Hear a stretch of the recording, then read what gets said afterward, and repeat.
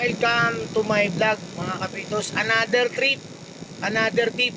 So sa tip number 18 na tayo. So mga kapitos yan, no, makabaliktad sa videos, no.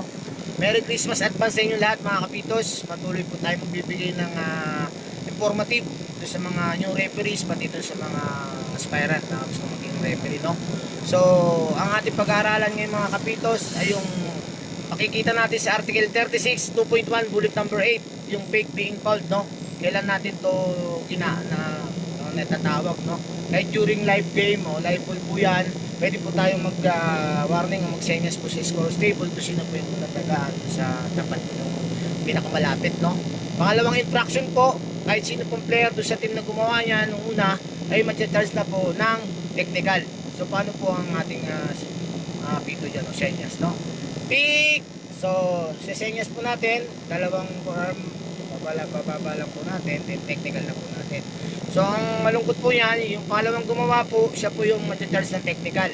Pasok po yun sa personal niya, pati sa team foul, mga kapitos, no?